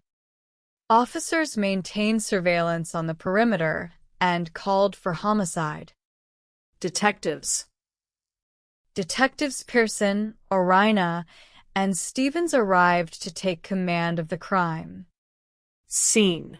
They identified the two victims lying beside the picnic bench. The first victim was 19-year-old Aiden Reynolds. Born in Cartersville, Georgia, Aiden worked as a delivery driver and was a passionate, aspiring musician. He was survived by his loving mother, father, and younger sister. Aiden had sustained a fatal gunshot wound to the chest, one under his arm, and 3 wounds to his back. The second victim was 17-year-old John Pendrick, Aiden's best friend. Born in Fullerika, Georgia, John had recently started working as an oil technician and spent his free time skateboarding, riding motorcycles, and camping. He left behind his mother, stepfather, and 3 siblings. John had suffered multiple gunshot wounds to his arm, chest, torso, and back. Crime scene investigators located 13 9mm shell casings clustered tightly around the picnic table, suggesting a single shooter had emptied a high-capacity magazine at close range. Beside John's body, detectives recovered a beat-up cellular phone and discovered a realistic-looking plastic replica BB gun tucked into his waistband. Aiden's cellular phone was also recovered nearby. Detective Pearson interviewed Kayla in the back of a patrol cruiser. Still in shock, she explained that Aiden and John had driven to the park to execute a $400 marijuana sale. She stated that Aiden had arranged the transaction through Instagram with an unknown buyer. Kayla claimed she had dozed off in the car immediately upon arriving and woke up only when the gunshots erupted, catching a fleeting glimpse of 2 figures dressed in black running into the shadows. Investigators recognized classic indicators of a drug robbery. However, because the park was a secluded location known primarily to local residents, Detective Pearson suspected the culprits were not strangers to the victims. Both victims' cellular phones were brought to the forensic unit for data extraction. John's phone was successfully downloaded despite physical damage, revealing a chilling text message sent from Aiden to John roughly 1 hour before the shooting. "What if I was thinking about robbing him?" This revelation altered the perspective of the case. Aiden had not merely been setting up a standard sale. He had contemplated robbing the buyer. If the buyer discovered the plot or had prior bad blood with Aiden, the meeting could easily have turned fatal. When Detective Pearson re-interviewed Kayla, she admitted that Aiden had a history of stiffing buyers. She revealed that a couple of months prior, Aiden had taken $90 from a local girl without delivering the promised marijuana. Kayla provided the girl's name and general neighborhood location in the Norris Lake area. Detective Pearson and Investigator Stevens canvassed the Norris Lake neighborhood to locate the girl. When interviewed on her front porch, she acknowledged knowing Aiden but adamantly denied holding a grudge or orchestrating any retaliatory strike, though she confirmed Aiden had a growing reputation for burning local buyers. While canvassing the perimeter, detectives revisited the nearby residence where the K-9 unit had alerted on the night of the murder. The house sat less than a quarter-mile from the park picnic table, without direct physical evidence connecting the house to the crime. Detectives were forced to seek additional digital proof. A major breakthrough occurred 4 days into the investigation when detectives obtained surveillance video from a resident living near the park's parking lot. Although motion-activated and operating in low-light conditions, the footage captured critical moments.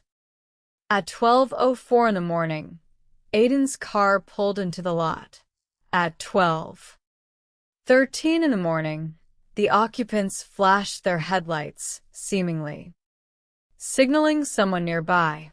At 12:25 in the morning, Aiden and John walked toward the picnic table carrying a backpack. Moments later, a figure emerged from the darkness near the tree line. 13 days after the murders, police forensic experts finally succeeded in repairing and extracting data from Aiden's damaged cellular phone. The extraction yielded direct Instagram messaging logs between Aiden and an account named popshots_EJ.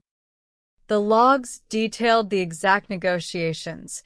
popshots_EJ requested 56 grams of marijuana for $400.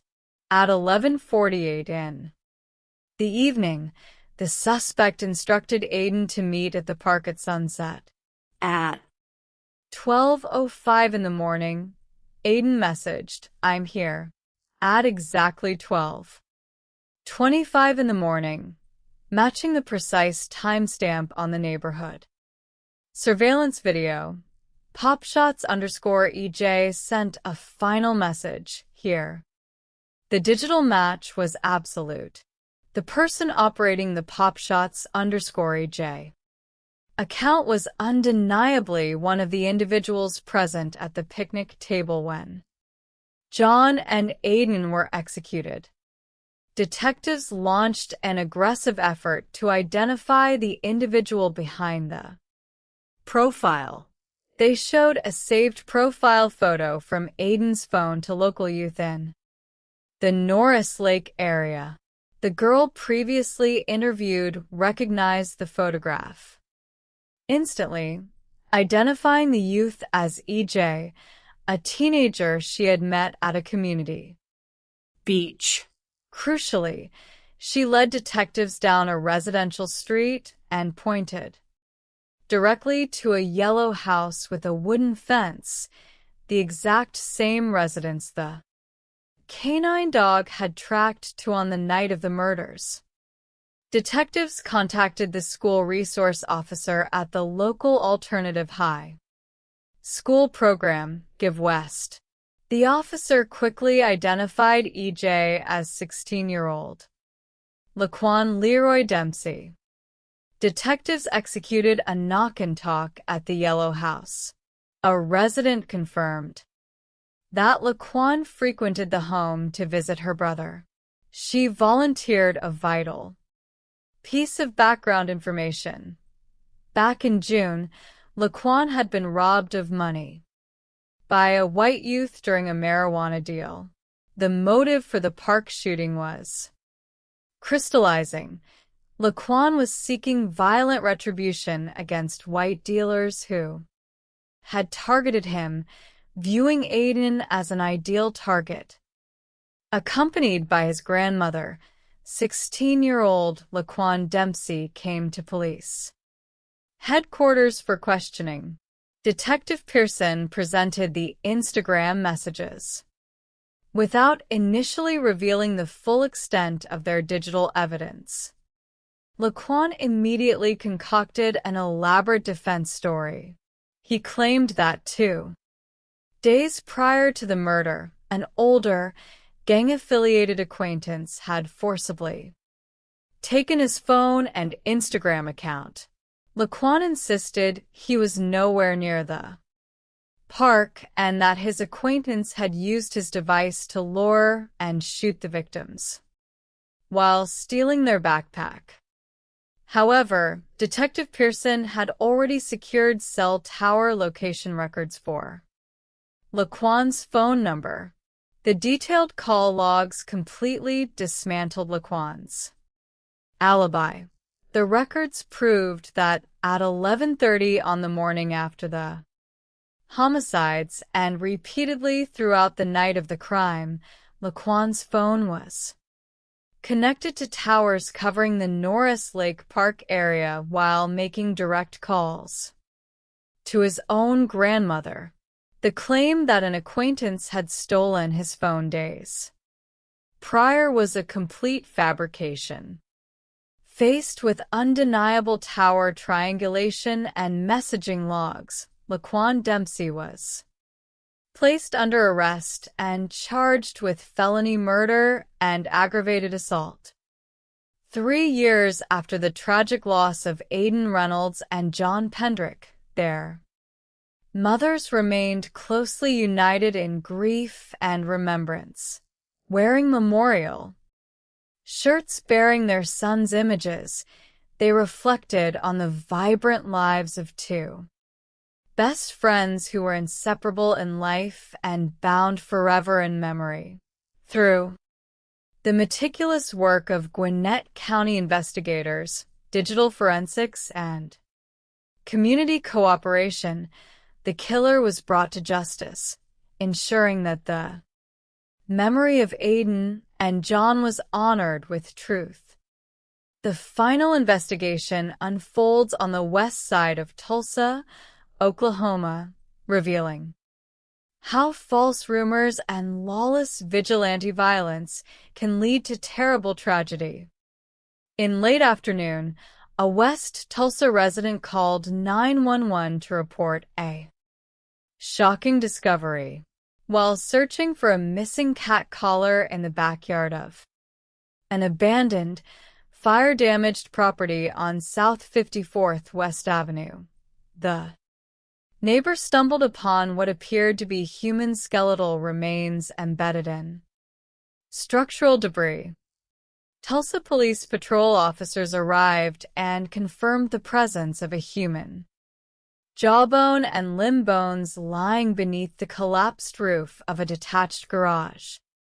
homicide detectives Mark Kennedy, Ward, Ross Hall, and Jason White were dispatched to the scene alongside forensic anthropologist Dr. Angela Berg from the state medical examiner's office. Investigative records revealed that 5 months earlier, in mid-September, the Tulsa Fire Department had responded to a massive fire that completely destroyed the detached garage. At the time, firefighters extinguished the blaze but failed to discover the body due to the overwhelming accumulation of scorched trash and collapsed building materials covering the floor. Dr. Berg conducted an initial on-site examination. She noted significant thermal post-mortem damage to the skeleton, multiple cranial fractures, and what strongly resembled a fatal gunshot entry wound at the base of the skull. The victim had been placed in the garage, beaten, shot, and subsequently burned when the structure was torrid. Detectives identified the owner of the property. When crime scene detective Ross Hall called the homeowner to ask him to return to the scene, the man acted extremely evasive, claiming he had suddenly left town and was out of state. However, neighbors confirmed seeing the homeowner drive away from the property just minutes after the neighbor discovered the bones. Detectives summoned the homeowner to headquarters. During his interview, his behavior remained noticeably nervous and evasive. When pressed about who might be in his garage, he casually volunteered a name, Steve Wilkins. The homeowner stated that 55-year-old Steve Wilkins had been renting the converted garage apartment for 3 years, but claimed he assumed Steve had simply fled the area after the September fire. He also mentioned that 2 unidentified white males had visited Steve hours before the fire, claiming they were unhappy with him. Detectives were deeply suspicious of the homeowner's failure to report a missing tenant for 5 months, but without positive identification of the remains, they focused on establishing the victim's identity. The victim was positively identified through hospital radiology records as 55-year-old Steve Wilkins. Steve was a native of California who had lived in Georgia and Germany while his father served in the military before settling in Tulsa over 20 years prior. A former commercial baker, Steve was a gentle, soft-spoken man who wrote poetry and volunteered regularly at a local community support center. He left behind 3 siblings and 4 children. During the excavation of the ash pile, Dr. Berg and crime scene techs recovered a corroded 9mm shell casing from beneath the skeletal remains, officially solidifying the case as a homicidal shooting. A breakthrough occurred when Patrol Officer Darren Shipley brought a local West Side resident to homicide headquarters who claimed to have direct knowledge of the murder. The witness stated that days before the fire, a street rumor circulated alleging that Steve Wilkins had drugged an ex-girlfriend of a well-known local criminal named Tad Kleiner, known on the streets as Taboo. According to the witness, 36-year-old Tad Kleiner became enraged upon hearing the rumor. On the night of the fire, Tad, along with 39-year-old Michael Brummett Jr. and 26-year-old Devin Scrivener, went to Steve's garage to carry out a violent enforcement action. The witness stated that Tad later bragged about curb stomping Steve, while Michael Brummett set the garage on fire using bleach and accelerants to destroy the crime scene. Detectives immediately pulled background files on the named suspects. Thud. Kleiner had an extensive criminal history on the West Side. Michael Brummett Jr. was currently incarcerated in a state correctional facility, serving a 5-year sentence on unrelated illegal firearm charges, having been arrested months after the fire carrying a 9mm handgun. Devin Scrivener was identified as an associate living in the area. Detectives interviewed the witness's boyfriend, who is currently held in the county jail. He corroborated the narrative, stating that Tad, Mikey, and Devin had gone to handle Steve and recalled seeing Devin with a heavily bandaged, bleeding hand immediately after the incident.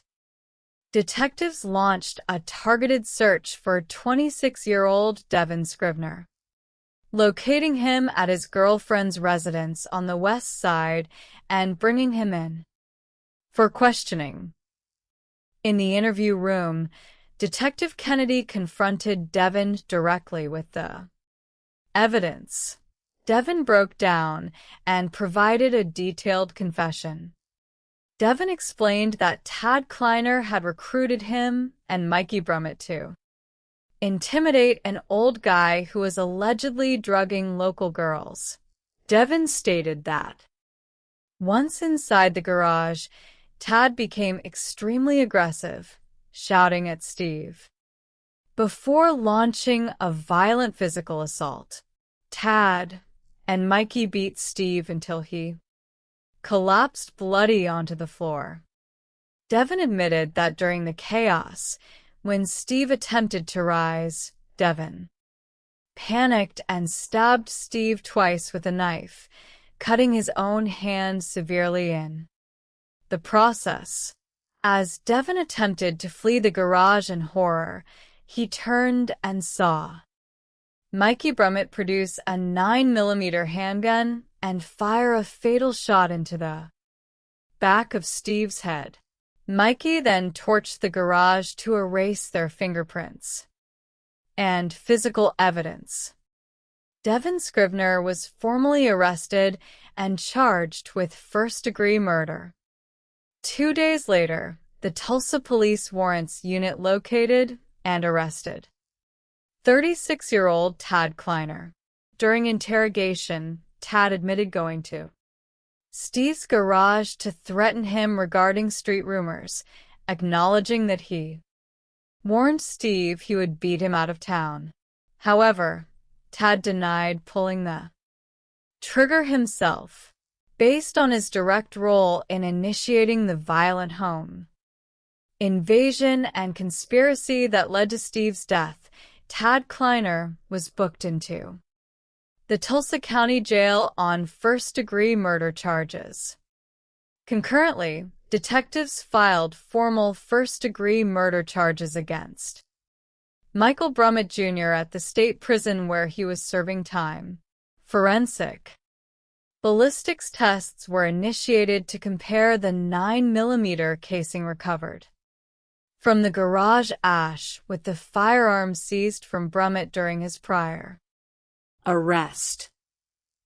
To resolve the core underlying question of the case, Detective Kennedy tracked down and interviewed Tad Kleiner's ex-girlfriend, the woman whose alleged mistreatment had sparked the lethal assault. When shown a photograph of 55-year-old Steve Wilkins, the woman was utterly baffled. She stated unequivocally that she had never met Steve Wilkins, had never been to his residence, had never been sexually assaulted or drugged by anyone, and had no idea where such a story originated. She confirmed that malicious, unsubstantiated rumors frequently circulated through the West Side. Street culture. The tragic reality of the investigation stood fully exposed. Steve Wilkins, a peaceful, poetical former baker, had been brutally beaten, stabbed, shot, and burned based entirely on a completely fabricated street rumor.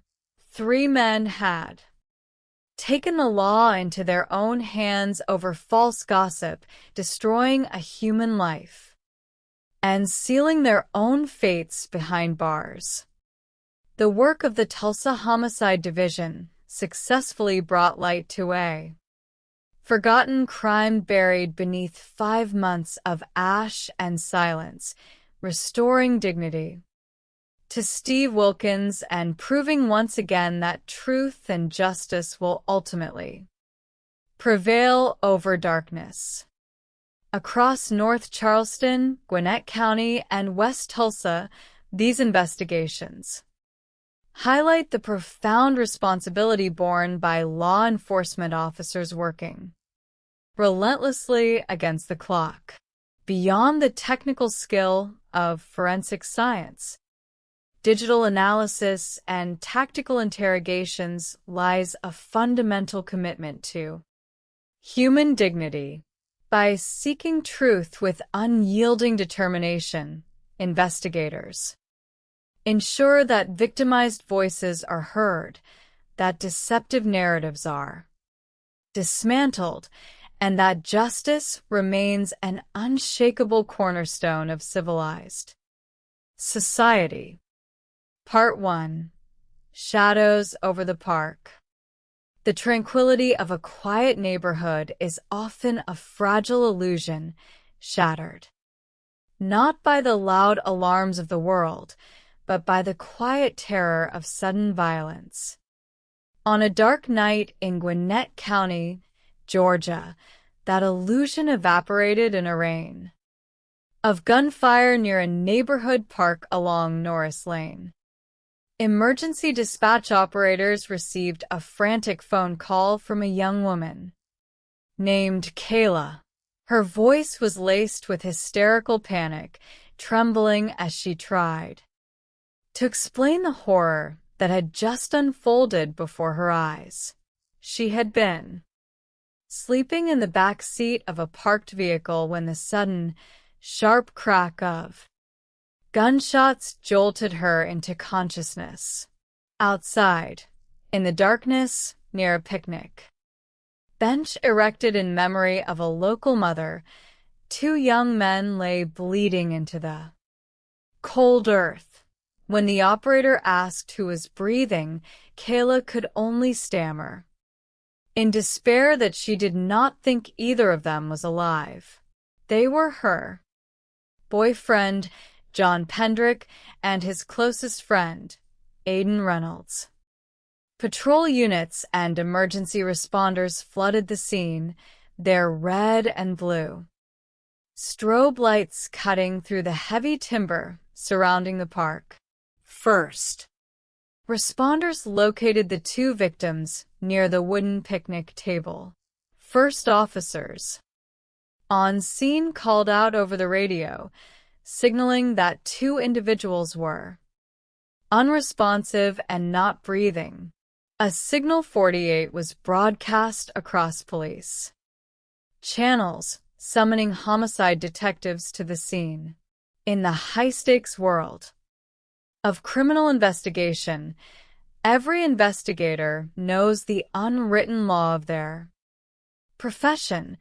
If a solid lead is not uncovered within the first 48 hours, the chances of solving a murder decrease by half. Detectives Pearson and O'Reina arrived at the designated crime scene, taking in the grim landscape under the glare of mobile floodlights. Detective Pearson surveyed the area around the picnic table. Lying motionless on the ground were 2 promising young men whose lives had been cut short in a matter of seconds. 19-year-old Aiden Reynolds was born in Cartersville, Georgia.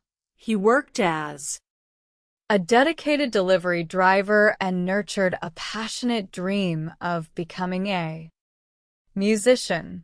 He was a beloved son and brother, leaving behind a grieving mother, father, and a younger sister who adored him.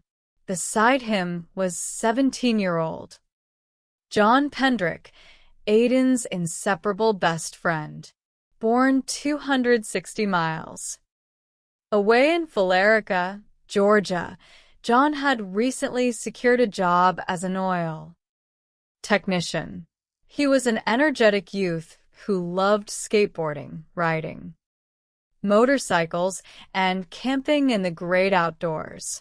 He left behind a devastated mother, stepfather, and 3 siblings. Crime scene investigators systematically documented the area. Detective Pearson knelt down to observe the physical trauma on the victims. John had sustained multiple gunshot wounds to his arm, chest, back, and torso. The trajectory suggested that as the bullet struck him, he collapsed against the picnic table before falling to the grass. Aiden had been shot once in the chest, once beneath his arm, and 3 times in his back, indicating he had desperately attempted to flee his attackers. Neither of the young men had seen the deadly ambush coming. Scattered across the grass and on top of the wooden table were 13 spent 9mm shell casings. The tight cluster of the casings indicated that the shooter had likely stood in a single location, firing rapidly. Detective Pearson noted that 13 rounds could easily be discharged from a single magazine, suggesting the possibility of a solitary gunman. Lying in the grass adjacent to the victims were 2 damaged cell phones. To prevent any remote deletion of data or tampering, Detective Pearson ordered the devices placed immediately into airplane mode and secured in protective bags. Furthermore, tucked into the waistband of John's trousers, investigators discovered a weapon. Upon closer inspection, however, it proved not to be a lethal firearm, but rather a plastic imitation ball-bearing handgun. In the back of a patrol vehicle nearby, Kayla waited to speak with the lead investigators. She was visibly shaken, weeping as Detective Pearson and Detective O'Reina approached her. Pearson introduced himself with gentle empathy, offering his condolences before asking her to recount the events leading up to the tragedy. Kayla explained that Aiden, John, and she were extremely close. She recounted how an unknown individual had contacted them wanting to purchase $400 worth of marijuana. When asked for the buyer's name, Kayla admitted she did not know it. She revealed that Aiden had been communicating with the prospective buyer through the social media application Instagram. The unknown buyer had designated the quiet park as the meeting spot. Kayla recalled getting into the car and driving to the location, but insisted that as soon as they arrived, she had dozed off in the back seat. She claimed she was awakened only by the sudden bursts of gunfire, opening her eyes to see 2 shadowy figures, dressed entirely in black, running away into the woods. Detectives noted the curious detail that the unknown buyer had chosen this specific, secluded park. It was a localized area, not easily found unless someone was thoroughly familiar with the neighborhood. Pearson subtly probed Kayla, asking if there was anything else she might be holding back, but she maintained that she had shared everything she knew. While detectives interviewed Kayla, patrol officers and a canine unit set up a perimeter. The police dog picked up a strong scent trail leading out of the park, through a gap in a fence, and up a dirt path toward a residence on Norris Lane, roughly a quarter-mile from the shooting. The canine unit alerted near the back of the house, but lost the scent trail past that point. Officers knocked repeatedly on the front door of the house, though a light inside went out as officers approached. No one answered the door, lacking sufficient probable cause to force entry. Detectives made a mental note of the house as a primary location of interest. Patrol officers also canvassed the surrounding neighborhood for video surveillance. They located a nearby homeowner with security cameras directed toward the park entrance. However, because the homeowner lacked an active internet connection at that moment, investigators could not immediately download the digital files and had to wait for service restoration. Back at police headquarters, the investigative team turned their attention to the physical evidence, specifically the victim's cell phones. Forensic specialists managed to extract data from John's phone, despite a damaged charging port. Aiden's phone, however, was severely compromised and failed to download initially, requiring delicate hardware repairs before any data could be retrieved. Analyzing the partial data recovered from John's phone, Detective Pearson discovered a startling text message sent by Aiden to John at approximately